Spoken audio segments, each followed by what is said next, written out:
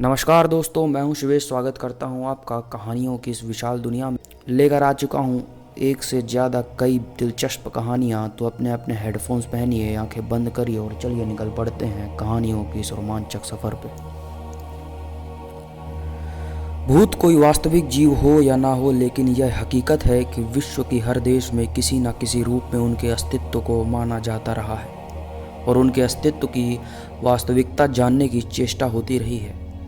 जंगली और आदम जातियों को जाने दीजिए, अब तो बड़े बड़े शिक्षित और आधुनिकता से परिपूर्ण देश के लोग भी मृत आत्माओं और भूत प्रेतों के किस्से सुनाते हैं। लेकिन आपको यह जानकर आश्चर्य होगा कि आज के वैज्ञानिक युग में जितने भूत इंग्लैंड में नज़र आते हैं उतने तमाम दुनिया में कहीं नहीं हैं। शायद यही कारण है कि वहाँ आज से 150 वर्ष पूर्व भूत प्रेत के बारे में अनुसंधान करने के लिए एक भूत क्लब स्थापित किया गया था और यह अब तक अत्यंत महत्वपूर्ण जानकारी प्राप्त करने में सफल हो चुका है। उस क्लब में इतिहास, मनोविज्ञान और पराविज्ञान के विशेषज्ञ शामिल हैं। इन विशेषज्ञों ने भूतों से संबंधी हजारों घटनाओं की घटनास्थल पर पहुंचकर स्वयं जांच की है और केवल उन्हीं लोगों के बयानों को कबूल किया है जिनके बारे में यह यकीन था कि वे झूठ नहीं बोल सकते। प्रसिद्ध उपन्यासकार सर वॉल्टर स्कॉट ने 1817 में अपने लिए एक मकान बनवाना शुरू किया जिसका नाम एशफोर्ड था। अभी निर्माण कार्य पूरा भी ना हुआ था कि अगले साल आधी रात को उन्हें निर्माणाधीन भाग से ऐसा शोर सुनाई दिया जैसे कोई व्यक्ति फर्श पर भारी तख्ते घसीट रहा हो। अगली रात उसी समय उसी प्रकार की आवाज़ें आईं तो यह तलवार लेकर उधर गए, लेकिन वहाँ कोई नहीं था, लेकिन सारे दरवाजे बंद थे। अगले दिन उन्होंने कार्य पर नियुक्त इंजीनियर से निगरानी के लिए कहा। उस दिन कोई आवाज़ तो ना आई, लेकिन सुबह को इंजीनियर महोदय अपने कमरे में मृत पाए गए और कोई डॉक्टर उसकी इस अचानक मृत्यु का कारण ना बता सका, जबकि वह पूर्ण रूप से स्वस्थ और युवा थे। एक साथ 4 भूत। ओरेंडेल का किला यूं तो 12वीं शताब्दी की इमारत है, लेकिन गत सदी में इस इमारत को ड्यूक नॉरफोक ने आधुनिक ढंग से फिर से निर्माण कराया और यही परिवार अब तक इसमें रह रहा है। यह इमारत 4 भूतों के कारण काफ़ी बदनाम है, जिनमें से एक लड़की, दूसरा युवक, तीसरा एक रईस और चौथा एक पक्षी है। जार्मो बेनथम का भूत। विश्वविद्यालय कॉलेज लंदन 1822 में स्थापित हुआ था और आज इंग्लैंड का प्रसिद्ध शिक्षा संस्थान है। लेकिन शिक्षा के साथ लोगों में उसकी प्रसिद्ध मशहूर दार्शनिक और समाज सुधारक जार्मो बेनथम के भूत के कारण है, जो अपनी दस्ती छड़ी से अक्सर क्लासों के दरवाजों और खिड़कियों को खटखटाता और फिर गायब हो जाता है। उस व्यक्ति ने 1822 में मृत्यु से पूर्व यह वसीयत की थी कि उसकी लाश दफन करने के बजाय डॉक्टरों के हवाले कर दी जाए ताकि वह उसे चीर फाड़ कर शोध कार्य कर सके। उस जमाने के पादरियों ने मानव शव का अपमान करने का अवैध करार देकर डॉक्टरों को सख्त उलझन में डाल दिया था। इसलिए बेनथम की पेशकश से उन्होंने लाभ उठाया और जब सिर्फ हड्डियों का ढांचा बाकी रह गया तो उसे यादगार के रूप में कॉलेज में म्यूजियम में रख दिया।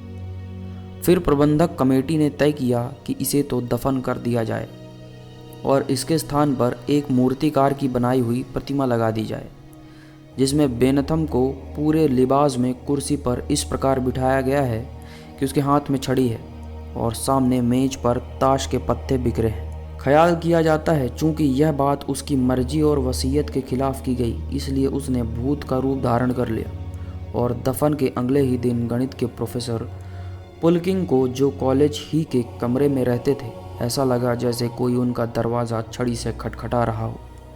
बाहर निकल कर देखा तो बेनथम सफ़ेद दस्ताने पहने, छड़ी हाथ में लिए तेज़ी से उसकी ओर बढ़ रहे हैं। यहाँ तक कि दोनों में टक्कर भी हुई, लेकिन उसी क्षण वह अदृश्य भी हो गए। दूसरे दिन यह भूत एक क्लास में घुस आया और सभी ने देखा कि मेज पर रखी हुई किताबों को उलट पुलट रहा है। उसके बाद तो अक्सर लोगों ने उसे घूमते फिरते देखा है, जिसकी गवाही वहाँ के मास्टर, छात्र और नौकर सभी दे सकते हैं। फ्लोरेंस नाइट एंगल का भूत। मानवता की सेवा करने वाली फ्लोरेंस नाइट एंगल से कौन कौन परिचित नहीं है। क्रीमिया के युद्ध में उसने नर्स के रूप में मानवता की जो सेवा की और बाद में जो कारनामे अंजाम दिए वह सारी दुनिया जानती है। उसके देशवासियों ने इस सेवाओं के बदले उसे एक बड़ी रकम की पेशकश की, जिसको उसने अपने ऊपर खर्च करने के बजाय सेंट थॉमस अस्पताल में नर्सों की ट्रेनिंग के लिए दे दिया। उसी के नाम से यह प्रयोगशाला स्थापित हुई जो 1966 तक काफ़ी लाभप्रद कार्य करती रही, लेकिन बाद में इस इमारत को जर्जर समझकर ध्वस्त कर दिया गया। जिन दिनों इमारत गिराई जा रही थी, बहुत से लोगों ने देखा कि सफ़ेद लिबास पहने एक नर्स अत्यंत विचलित अवस्था में इधर से उधर दौड़ती फिर रही है। इसके बारे में कहा जाता है कि वह फ्लोरेंस नाइट एंगल की आत्मा थी जो वहाँ की बर्बादी पर बेचैन हो रही थी। बैंक ऑफ इंग्लैंड का भूत। इंग्लैंड के उस सरकारी बैंक में एक महिला भूत, जिसे लोग काली राहेब कहते हैं, घूमता नजर आता है। उसका इतिहास यह बताया जाता है कि 1811 में बैंक का एक कर्मचारी फिलिप वाट हेडले गबन के जुर्म में गिरफ्तार हुआ और उस समय के कानून के अनुसार उसे फांसी की सजा दी गई। मुकदमे के दौरान उसकी बहन सख्त परेशान थी और रोजाना जेल जाया करती थी। फांसी की खबर ने उसे बिल्कुल पागल कर दिया। वह अक्सर बैंक जाती और अपने भाई को आवाज़ें देती रहती। एक दिन उसकी अचानक मृत्यु हो गई। बैंक वालों ने ही उसका अंतिम संस्कार किया और बैंक के बगीचे में ही उसको दफना दिया। कहा जाता है कि उसी की आत्मा बैंक में घूमती रहती है। बच्चों के भूत। 800 वर्ष गुजरे। इंग्लैंड में शाह जॉन नामक बादशाह का राज था। यह एक क्रूर बादशाह था और केवल संदेह पर यातनापूर्ण सजाएं देता था। विलियम डी ब्रोस नाम का एक सरदार किला बरासबर का मालिक था। बादशाह से किसी ने शिकायत कर दी कि वह आपको बुरा भला कहता है। इस पर बादशाह ने यह आदेश दिया कि तुरंत उस सरदार के बच्चों को उसके सामने पेश किया जाए। बच्चों को पकड़कर एक अंधेरे तहखाने में डाल दिया गया, जहां वे कुछ ही दिन में भूखे प्यासे मर गए। उस वक्त से अब तक हजारों लोगों ने देखा है कि अक्सर एक लड़का और एक लड़की अपने किले के खंडहरों में घूमते रहते हैं। चीथड़ों में लपटे हुए यह बच्चे कभी कभी लोगों से खाना भी मांगते हैं, लेकिन जब कभी उनसे बात करने की कोशिश की जाती है तो वे गायब हो जाते हैं। सर फ्रांसिस ड्रेक का भूत। आज से 400 वर्ष पूर्व इंग्लैंड में रानी एलिजाबेथ प्रथम का राज्य था। उस जमाने का प्रसिद्ध नाविक सर फ्रांसिस ड्रेक, जिसने जमीन के गिर्द पहला चक्कर लगाया था, डार्टमोर में दफन है। लोगों ने प्रायः उसके भूत को घोड़े पर सवार शिकारी कुत्तों को साथ लिए फिरते देखा है। यह बुलडॉग कुत्ते इतनी भयानक आवाज़ निकालते हैं कि कोई अन्य कुत्ता इसको सुनता है या तो मर जाता है या फरार हो जाता है। भूत क्लब का अध्यक्ष स्वयं इस घटना की जांच के लिए वहां गया तो अपने साथ कुछ कुत्ते भी ले गया। ड्रेक की सवारी तो उस दिन नहीं निकली, लेकिन वह कहता है कि उन जानवरों की हालत रात भर खराब रही और वह इस कारण बिल्कुल नहीं सो सका।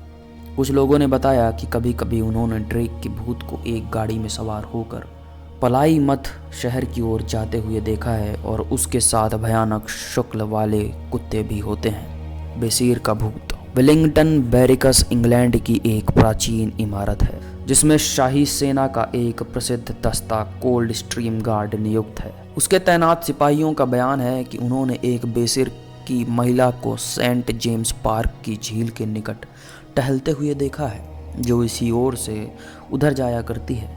एक दिन उनके अफसर ने उनके उच्च अधिकारियों को रिपोर्ट की कि एक दिन रात्रि को वह 1:30 बजे ड्यूटी दे रहा था तो उससे केवल 2 फुट के फासले पर जमीन फटी और उसमें से एक औरत निकल कर आगे चलने लगी। उसने लाल धारियों वाला लिबास पहन रखा जिसमें बीच बीच में खून के धब्बे नजर आते थे।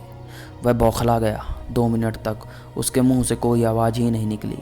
फिर जब वह संभला और उसे टोकना चाहा तो वह औरत गायब हो चुकी थी। उसके दूसरी साथी अफसर ने रिपोर्ट दी कि उसने आधी रात के समय शास्त्रागार की ओर से एक स्त्री की चीख सुनी। कोई महिला अंदर से चिल्ला रही थी, रोशनी करो, लेकिन उसके बाद खामोशी छा गई। बाद में उसने शास्त्रागार का कोना कोना छान मारा मगर कोई ना मिला। थोड़ी देर बाद ऐसा लगा जैसे कोई खिड़की के पर्दों को खींच रहा है ताकि वहाँ कुछ उजाला हो जाए। इस बारे में सरकारी रूप से जांच पड़ताल की गई।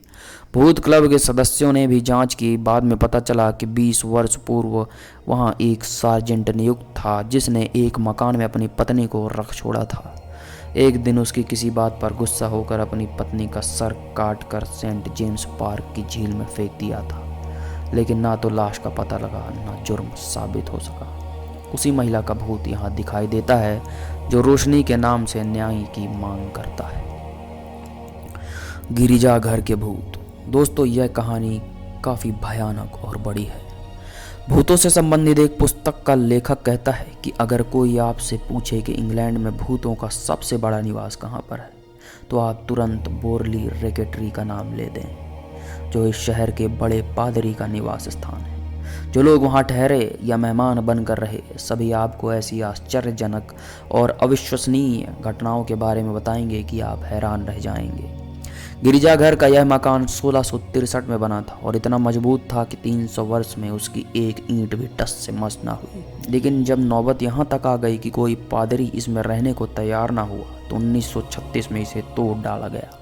शायद पूरे इंग्लैंड में यही इमारत ऐसी थी जिस पर 2 पुस्तकें लिखी जा चुकी हैं, एक 1940 में और दूसरी 1942 में, और दोनों ही किताबें लाखों की संख्या में बिकी। इन पुस्तकों में लिखी गई घटनाएं पर काफ़ी बहस हुई। अंत में सबको मानना पड़ा कि किताबों में लिखित घटनाएं सच्चाई पर आधारित है। सबसे पहले इसमें बुल नामक पादरी ने निवास किया और अपनी ज़रूरत के अनुसार उसमें कुछ कमरे भी बनवाए, जिसमें एक नीले रंग वाला कमरा उसे बहुत पसंद था। उसी में उसका देहांत हुआ। उसके बाद उसका बड़ा लड़का यहाँ रहा, उसी कमरे में उसकी भी मृत्यु हुई। उसके बाद दूसरे पादरी आते जाते रहे, लेकिन 1927 में पादरी रोज और उनकी पत्नी को पता चला कि प्रत्येक वर्ष 28 जुलाई की रात्रि में एक महिला का भूत मकान पर घूमता है। पता चला कि किसी वक्त वहाँ एक खानकाह थी जहाँ एक पादरी और 3 कुंवारी नन रहा करती थी। एक बार उनमें से एक नन पादरी के साथ शारीरिक संबंध बनाते पकड़ी गई। पादरी को तो सूली पर चढ़ा दिया गया और नन को जीवित दीवार में चिनवा दिया गया। अब उसी तारीख को उसका भूत वहां घूमता है। अक्टूबर 1930 में वहां चौथे पादरी फायस्टर साहब आए। उनके काल में सभी दीवारों पर और सभी कागजों के पुर्जों पर विभिन्न आदेश लिखे हुए मिलते रहे, जैसे रोशनी करो, दुआ मांगो, खैरात करो। अगर उन पर अमल ना होता तो ऐसा लगता जैसे कोई बोतलें उछाल रहा है। कभी मकान की चीज़ें गायब होने लगती और फिर स्वयं वापस आ जाती। आगे चलकर तरह तरह की आवाज़ें सुनाई देने लगी। कुछ आकृतियां भी इधर उधर घूमती दिखाई देने लगी। एक चश्मदीद गवाह ने बताया कि जब वह मकान में ठहरा था तो उसने एक अदृश्य हाथ को दीवारों पर लिखते देखा था। एक बार वहां अचानक आग भी लगी, शोले भड़कने लगे, लेकिन फिर आग अपने आप ही बुझ गई। कभी दरवाजे अपने आप ही खुल जाते और बंद हो जाते थे, कभी घंटियां बजने लगती। 1948 में भूत क्लब ने निर्णय लिया कि यह मकान भुतहा है और यहाँ घटित सारी घटनाएं सच्ची हैं। वहाँ उन लोगों ने बोतलों की वर्षा होते देखी है, जिनको उन्होंने हाथों से छूकर असल होने की तस्दीक की। एक मजिस्ट्रेट ने बताया कि एक बोतल तो उनके कान को छूती हुई जमीन पर गिरकर चकनाचूर हो गई। फिर अचानक एक दो नहीं, कमरे में 30 घंटियाँ बजना शुरू हो गईं। फायस्टर साहब की तो 1948 में मृत्यु हो गई, लेकिन उनकी पत्नी अमेरिका में रह रही हैं और वह वहाँ की विचित्र घटनाएं लोगों को सुनाती हैं। इसके बाद उस मकान में किसी को रहने का साहस नहीं हुआ, लेकिन एक लेखक ने वहाँ रहकर पूरी छानबीन की। उसने चश्मदीद गवाहों के बयान लिखे। एक फेरी वाले ने बताया कि 1926 में जब वह वहाँ रहता था तो उसने लगातार 4 दिन तक एक नन महिला को उदास मुद्रा में फाटक के बाहर खड़े हुए देखा था, लेकिन जैसे ही वह बात करने के उसके निकट आता वह गायब हो जाती। इसके बाद डॉक्टर बाल्टन ने भी यही सब देखा। दिसंबर 1938 में कैप्टन ग्रिगोसन ने उस इमारत को सस्ते दामों में खरीद लिया, लेकिन इससे पूर्व कि वह वहां रहता एक रात आग भड़क उठी और सारी इमारत जलकर खाक राख हो गई। इसके बाद सेंट जॉनसन्स कॉलेज के प्रोफेसर डॉक्टर रॉबर्टसन को नियुक्त किया गया कि वह इन घटनाओं की छानबीन करे। यह जांच 1944 तक चलती रही। बाद में प्रोफेसर ने रिपोर्ट में लिखा कि यह इमारत वास्तव में भुतहा है। कभी अजीब अजीब सी आवाज़ें सुनाई देती हैं, कभी विचित्र प्रकार की रोशनियां नजर आती हैं, किसी के चलने की आहट भी साफ सुनाई देती है। उनकी अनुपस्थिति में एक दरवाज़ा 18 बार खटखटाया, मगर बाहर दूर दूर तक कोई मौजूद न था। फिर पत्थर बरसाए गए, विभिन्न प्रकार की गंध और सुगंध सूंघी गई। अंतिम बार 1970 में जब वैज्ञानिकों की एक टोली वहां जांच करने पहुंची तो उन्होंने एक कमरे से भजन गाने की स्पष्ट आवाज़ें सुनी, जिन्हें टेप भी किया गया है। इमारत गिरने के बाद नन महिला को वहां घूमते देखा गया है।